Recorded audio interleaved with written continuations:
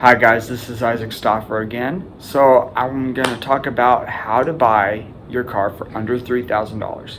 So I've bought two different cars for under $3,000. The first car I bought was $2,600. That included tax, title, and licensing. So when I say under $3,000, I mean everything is included. And then I ended up wrecking that car, and I bought another car for $2,800. And I bought them both relatively quickly. And they were both cars that had about 140,000. No. One had 153,000, and the other one had 133,000 miles. And the reason I got them such short notice. Like, I think I was looking for the first one maybe a few weeks. I found it in San Antonio, so I drove 4 hours. It was listed for $2,300, but they added some things, and I talked them down from what all those fees that they added from $3,200 to about $2,600. And then I drove that for exactly a week, wrecked it on my brother's birthday. Thankfully, insurance covered it. I actually made money on the car.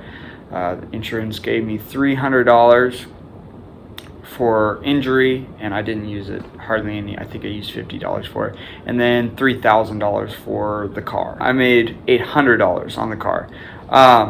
So that was a plus. That's a big plus when you're trying to save money, and you want to get a car that runs and will get you from point A to point B without having to worry about it breaking down. And both these cars are cars that are reliable. They will get you to 300,000 miles. Now, granted, if you have more money, I would suggest getting a car with like close to 100,000 miles instead of 130, 140. Because once they get up to there, I feel like people don't take care of the car as much. Like the second or third owner who has it doesn't take care of the car as much, and so it may have some problems. But these cars will get you for sure to 200,000, 250,000, and would be a great starter car for, say, like a person's first car, like mine, or not mine. It wasn't my first car, but it was the first car I had bought. And so what I did was I had a criteria of I didn't want to buy any other car other than Toyota, Lexus, Honda, or an Acura. And then I would have bought an older Ford, any Ford Crown Vic, because I know those cars are reliable. My family's had two of them, and they both had over 230,000 miles on them, and they were still running when we got rid of them, and ran perfectly fine. So I was willing to go ahead and get those. But so I was looking, and I live in Houston, so looking for cars, and lately it seems like car prices have gone up because I've been looking for a car for my wife. And so I've been looking for a car. I looked for a car and had those criteria. I didn't want anything over 150,000. I did go a little over with that first one. I went 153, but I figured I can work on it. I work on cars. I save money doing it that way. And I found it in about a week. I drove out there with my grandpa, talked him down from $3,200 to $2,600 out the door, and I bought the car. But then a week later, I wrecked the car, and I waited a while. I was looking for another car, and I actually upgraded. I got a 33,000 mile Honda Accord, and the first one I bought was a Honda Civic. Not only that, but the Civic was 2002, and the Accord was a 2004. So I upgraded quite a bit for only $200 extra out the door.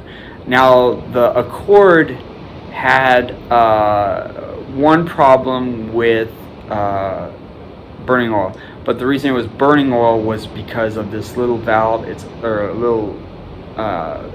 like a little bolt that goes on the engine, and it's called the PCV valve.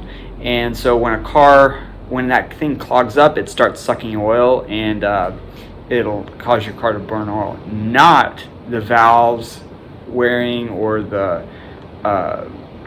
just those pieces that cylinder what do you call it, seals.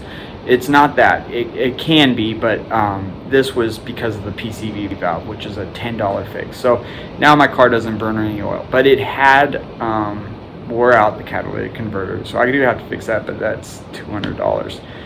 So still, even if I have to do that, and it's not like I don't have to do it right now. I just have to do it before I get the car inspected, and then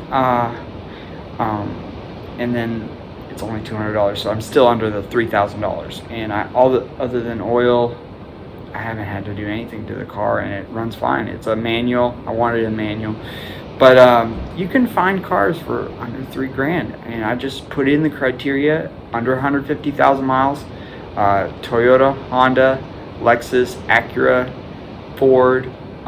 Those are all good car companies that are reliable. They'll get you down the road, and I had a 99 Lexus with 240,000 miles on it, and it ran, but it had a lot of problems because after a while the people didn't start taking care of it. But I know the Hondas, they'll run, Toyotas and Hondas will both run for a very long time.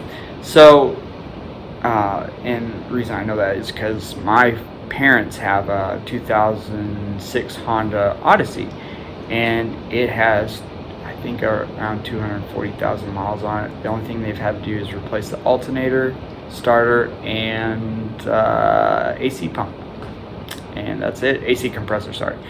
And it's still running. It's still it shifts perfect, and it's an awesome car. So yeah, it's possible to get a car for under $3,000. They're out there. You got to be patient. And lately, it has been harder because I think people are, due to COVID, they're having to cut back on costs, so maybe getting rid of their big car payment and getting a cheaper car. And so that's why I think the pricing of used cars has gone up,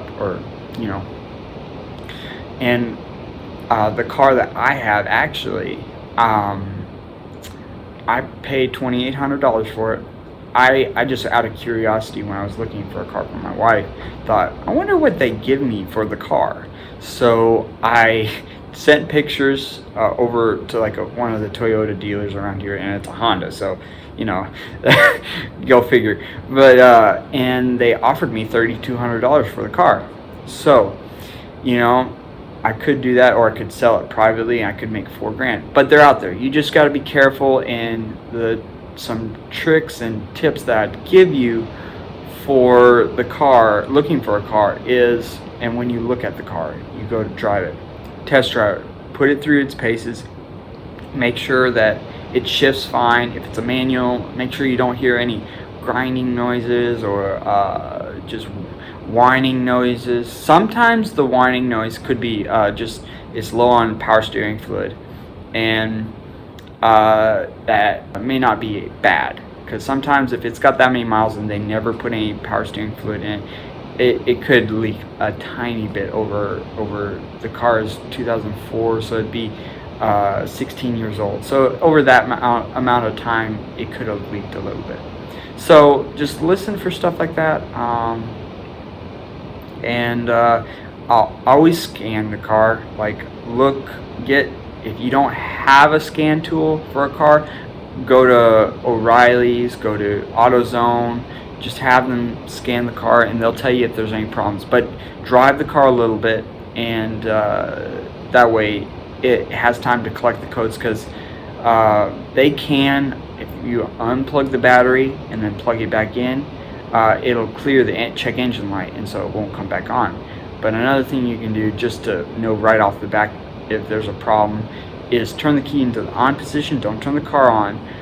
But if the check engine light does not come on, that means either they took the bulb out or the bulbs just burn out. So you gotta be vigilant with stuff like that, and just be careful. And yeah, so it is totally possible to get a car for under $3,000. I've done it twice. I probably will do it more, but now that I'm getting more money, I'm gonna get nicer cars. So hopefully y'all like this video, and please comment down below. Let me know what else, any other kind of videos you want me to do. I'll probably do a budgeting video, how I budget, and then I'll probably do a what I spend in a week video with my wife. So please subscribe to my channel and let me know what you think.